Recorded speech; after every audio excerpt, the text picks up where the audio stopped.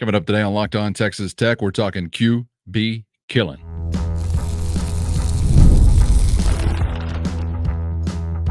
You are Locked On Texas Tech, your daily podcast on the Texas Tech Red Raiders. Part of the Locked On Podcast Network, your team every day. Great to be with you again on Locked On Texas Tech on the Locked On Podcast Network, your team every day. Always free and available on YouTube or anywhere you get podcasts. And thanks as always for making us your first listen. Today's episode brought to you by FanDuel. Make every moment more. And right now, new customers can get $150 in bonus bets with any winning $5 bet. That's $150 with any winning $5 bet. So visit FanDuel.com/locked-on to get started. With the only Chris Level, I'm Casey Cowan. Chris, great to be back with you, wrapping up the week and heading on into the weekend. And we're back in a football frame of mind today.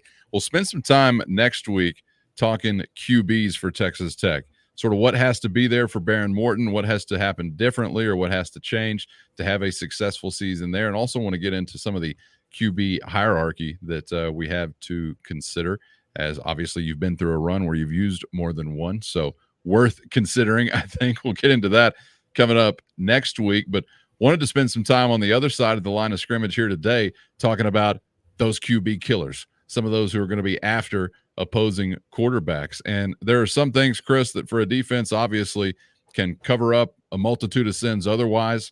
If you're not the deepest or most talented in all places, you can talk taking the football away, creating turnovers as one of those things, and you can talk killing the quarterback as the other one of those things. And those two things obviously sometimes go hand in hand. And I think, you look back to the era of, say, Tyree Wilson, where you were really impactful as far as getting to the quarterback, pressuring the quarterback, and taking him down. And then you get away from that to a degree a season ago. And even though you were hoping for some big things and you got some decent things, you just weren't quite as dynamic there off of the edge last season as you had hoped to be. So hoping for a return to something more as far as sacking the quarterback this season. But it's not going to be easy because we're talking about some new shoes that are going to be filled, some new faces, and some really young ones, I think, as well, that are going to be asked to do some of that. The sack is I think a lot of people look at this stat and put a lot of stock into it. I think some feel like it's a bit of an overrated stat. I think you would always rather be.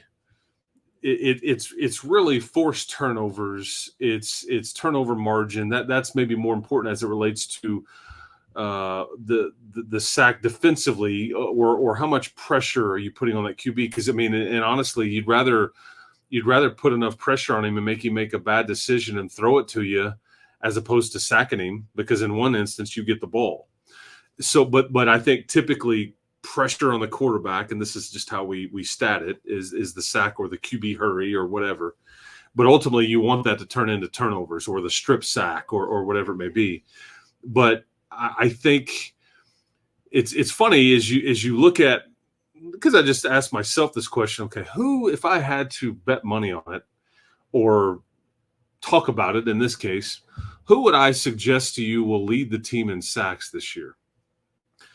And then I was curious, as much as anything, I was curious just kind of historically, kind of what does this look like over this period of time? And it's a fun topic because the last game that you played, you had somebody that came off the radar, a freshman that records 3 of these bad boys, which there's been many years where the team leader is gonna be in that 7 or 8 category. Like this kid, he didn't even start that game. Right. And he recorded 3 of them. Now, did he just get hot? Is he in his bag that day? Is he just going against a really bad offensive line? What was the, or does he have a chance?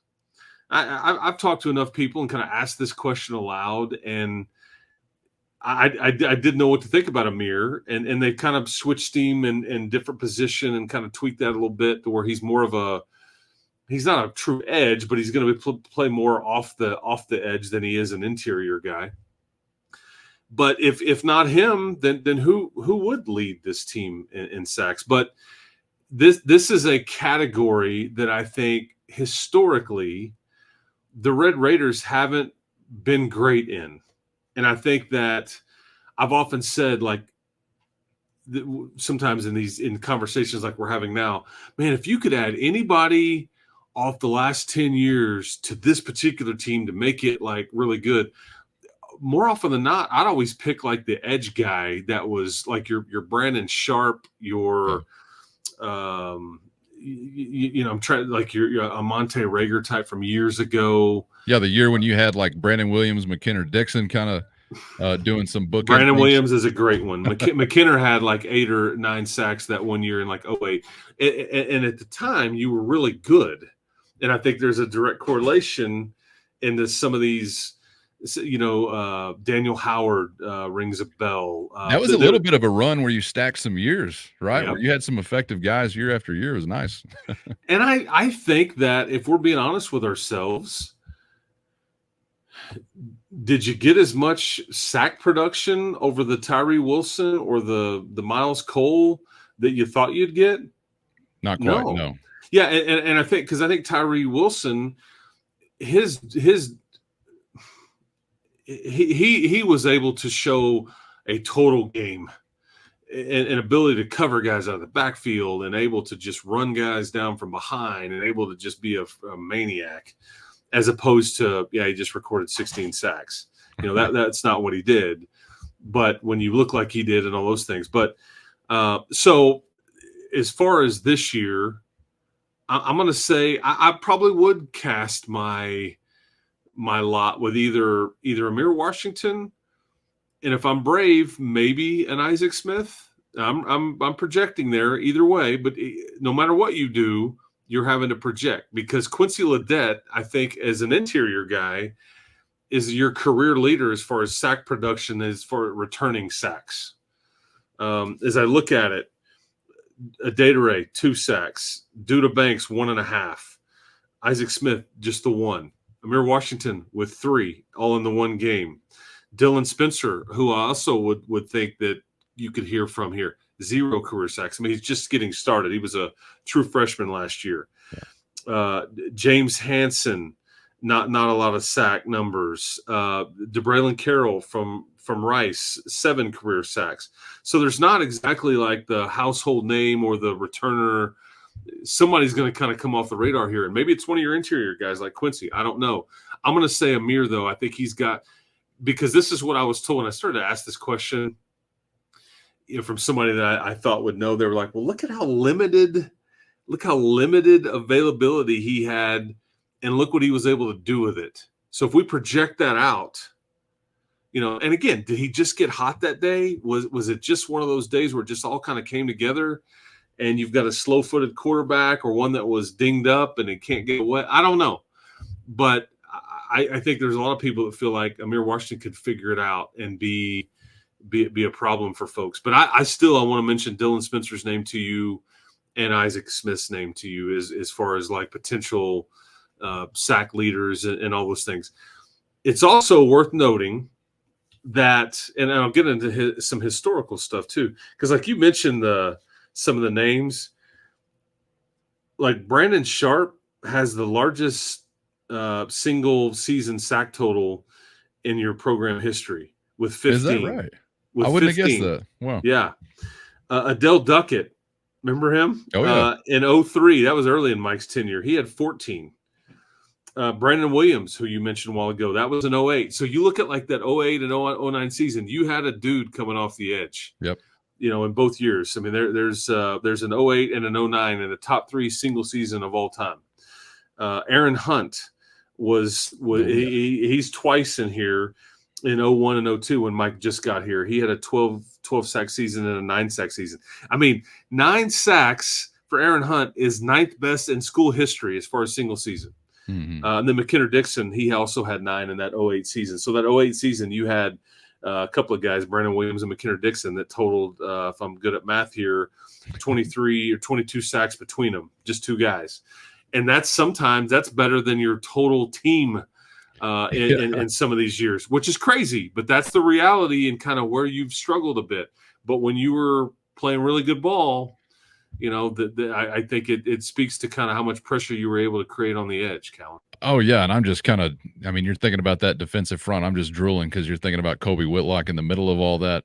I See, mean, that was just, which opens it up yeah, that was for as balanced as guys it off the gets. edge. That was just as balanced as it gets, having to account for him in the interior, and then you've got these guys, who were just savages off of the edge, and yeah, and you go back to that era and you think about a stretch there where you really had, kind of a chance to be spoiled as a Tech fan. I remember just thinking, all right, is it just year after year after year we're going to have guys that are getting busy off of the edge, whether you roll into Brandon Sharp or Daniel Howard, who I always liked as a player, had a great motor. You kind of get into an era there eventually also where Kerry Hyder, who I think started closer to the edge or on the outside, but then was called into interior duty, and he became a menace within the interior also. There's no telling what he might have collected if he remained as an edge guy. But yeah, you kind of had it rolling there, and then you sort of get away from it for whatever reason. But I guess, I don't know if I would say it's exactly the same as like a lockdown corner or something like that, but an edge that can get after the quarterback is one of those premier spots, and everybody wants one, right? There are only so many to go around, kind of like a quality DT or something like that. Not easy to land them. First, today's episode brought to you by eBay Motors. And eBay Motors has everything you need to maintain your vehicle and keep that ride or die ride on the road, or elevate your car's game to the next level of performance. Superchargers, exhaust kits, LED headlights, roof racks, and accessories of all kinds to fit your style. Whether it's power, speed, or design you're into, eBay Motors has you covered with over 122 million parts to perfectly fit what you need. Just head over to ebay.com/motors now, where you'll always find exactly what you're looking for, and at no risk because of eBay's guaranteed fit. Your part is guaranteed to fit just right every time, or your money back, keeping you burning rubber and not burning cash. With all the parts you need at the prices you want, it's easy to keep your ride or die on the road and moving your life forward at ebay.com/motors. eBay guaranteed fit, only available to U.S. customers, eligible items only, exclusions do apply. Boy, and you mentioned Kerry Hyder. I used to get so frustrated. Who predated Kerry Hyder was a guy like Keontae Dawson back in the day. Yeah. They had to play him, bulk him up, and put him on the interior. And it was frustrating because he was more of a pure edge or hybrid type that needed to be turned loose every play, but you didn't have the bodies. And so you had to use what you had, and he was more important for you on the interior because you didn't have other, and it just frustrated me because I'm like, if you really could like have this guy Hyder the same way on the edge, but that just spoke to how it was so difficult to get those interior defensive linemen, and it still kind of is to a certain extent.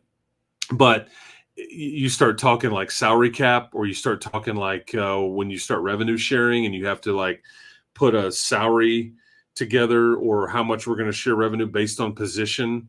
It's all this NFL talk we've always done over the years about left tackle, corner, defensive end, QB, obviously. There's some premium positions that are worth more historically than others. Sure. And that are, okay, there's a lot of this out there. DBs typically, interior linemen typically, running backs typically. There's just not very many quality offensive tackles, very many quality edge guys, true lockdown corners, and that's why they get paid the way they do at the next level, because they're rare. And if you get a good one, you better hold on for dear life. But historically, we talk about some of these names. I thought this was important to note, and something that I guess I just didn't realize, but I think it's a positive, especially for the Joey McGuire / Tim DeRuyter era. Mm-hmm. You have, let's see here. In the last, I went back and looked at this as far as I could go back, and it's a 15-year span. And there was a time when they didn't record sacks as an official stat, but Tech keeps really good stats over the last 15 years, and I thought that was just a good that spans a variety of head coaches and a lot of the guys that we were talking about here. But for team totals, in 7 of the 15 years that I went back and looked at it, you sacked the quarterback as a team more than you allowed.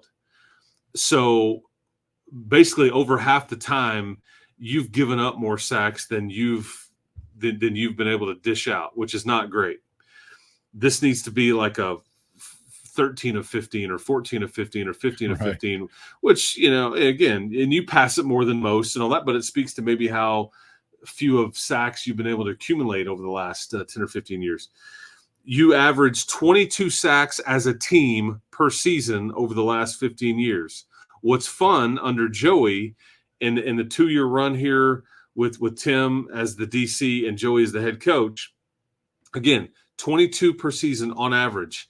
In the 2-year window here, you're averaging 29 per season. So you're way above your 15-year average in the last 2 years. I would like to think that's a positive. And again, here I am talking about you thought you'd get more out of Miles Cole and Tyree Wilson, but as a team, you were able to record on average 7 more per year than you had been under, Keith. And I will say this too. I think the numbers really turned up under Keith Patterson. The Abilene Christian head coach that was the DC here under Matt Wells. That's really where it kind of started to turn here. But anyway, I just thought it was a fun look. It's fun to try to project who those guys will be that we'll be talking about a lot this next year. I think because, remember the big game. I want to say it was Duda Banks in Waco. Remember, He kind of had a big tackle for loss game, and you're thinking okay, look out. I tend to think that, nothing against Duda, but I tend to think that was more of a Baylor's really bad up front, and you got hot and you get way up on them, and then you just turn it loose and you're able to take advantage. You hope that doesn't happen with an Amir, because I think that was an isolated incident with Duda last year. Not sacks, but tackles for loss, close to the same thing. Yep. So as we try to project out, who will be the guy that's really getting after the quarterback the most this next year, I think I'm going to go with Amir, Isaac Smith, and Dylan Spencer as my kind of 1A, 1B, or 1C, however you want to frame that. Well, I was curious if it would be, when you asked the question, if it would be an obvious answer for you, or if you kind of had the debate between a few different guys. Kind of sounds like the latter is the case. And I wonder just what kind of feel you have for the way that Tim DeRuyter is scheming things or drawing things up. Is it the defensive end that a sack should be kind of funneled to? Because I know not in every defense, it could be some type of hybrid linebacker or somebody like that maybe is in a position. But what do you think about that part of it? First, today's episode brought to you by FanDuel, America's #1 sportsbook. And summertime means baseball, burgers, and money in the bank when you get to picking winners with FanDuel. And right now, new customers get $200 in bonus bets with any winning $5 bet. That's right, $200 you can use to cool off and beat the heat with a refreshing parlay. An over-under play, or by getting the money line mojo going. So visit FanDuel.com/locked-on and make a splash by adding a big win to your summer bucket list with FanDuel, America's #1 sportsbook. What kind of feel you have for the way that Tim DeRuyter is scheming things or drawing things up? Is it the defensive end that a sack should be kind of funneled to? Because I know not in every defense, it could be some type of hybrid linebacker or somebody like that maybe is in a position. But what do you think about that part of it? I would say he knows how to showcase somebody that can get after the quarterback better than most coordinators. And I would say the NFL would agree, because he turned Oregon's Kayvon Thibodeau into a first or top 10 pick by the Giants, and then Tyree Wilson the very next year a top 10 pick by the Raiders. And it's just because of how he utilized those players and showcases them or puts them in a position to succeed. And I think that's important to note. So I think he knows he coached Von Miller way back in the day when he was at A&M. So he knows what this looks like. I think that it is scheme. It is able to put somebody in a really good spot if that person exists. And we'll see kind of what he does with some of the guys that I've mentioned here. But Tim, that's the beauty of a very experienced quality DC, is they've coached NFL folks. They mix things up. Hey, Tim, what kind of front do you run? Multiple. You can never pin them down on an answer, because it's, who started this game? Well, if you look at the 11 out there, it may be totally different than plays 2, 3, and 4, because it's just, it all kind of blends together. There's a lot of gray area. You going to run nickel mostly, dime mostly? We going to run a 4-man? I mean, yeah, we're all over the place, and that's kind of his system. They seem to understand it. It's simple for them, but as I look at it, going, Right. who's a starter? Who's a lot of versatility, a lot of position flex, but yeah, he know his scheme is able to really showcase an edge guy better than most, and the NFL would agree with that. Well, and as I'm sitting here thinking about it, we're here on June 28th, and we're only a few days away from thinking about the next wave. An effective edge guy making a decision, I think, between who I think it's Tech and I don't know UT, Oklahoma. I mean, there's some heavy hitters in there, but yeah. What's the kid's name? I've already forgotten. But Smith Orogbo. Yes, Orogbo. I think Ophelia Orogbo. Yeah, I think you're pretty close. Yeah, but that's coming. I think he's making his decision on July 1st, something like that, or at least making a public decision. I'm sure he's already got an idea, but that could be the next wave of you hope. Killer. It's difficult to get these guys. Yep. Do a backflip if you can, if you're able. If you get that one on July 1, because these are the kinds of pressure players that there's just not many of them that exist. And everybody wants them, and now everybody's willing to pay top dollar for them in some cases too. So, well, and you think about just in the era we're in of outlawing defense and outlawing violence and physicality, and you think about some spots that have been really affected. Obviously, considering guys on the back end, safeties or hard hitting defensive backs, but I also think about defensive ends or pass rushers, guys up front. How delicate you have to be.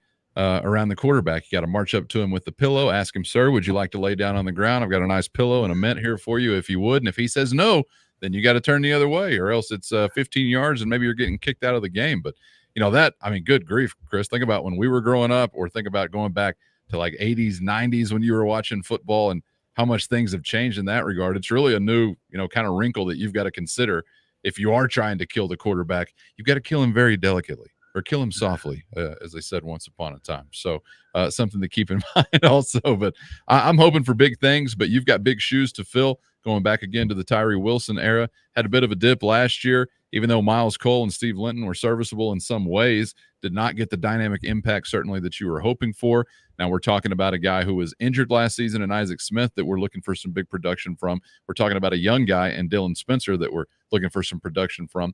And we're talking about a guy that in Amir Washington, the most recent taste that we got was fantastic. If you want to roll out and collect 3, 4, 5 every game, that'd be fine with us.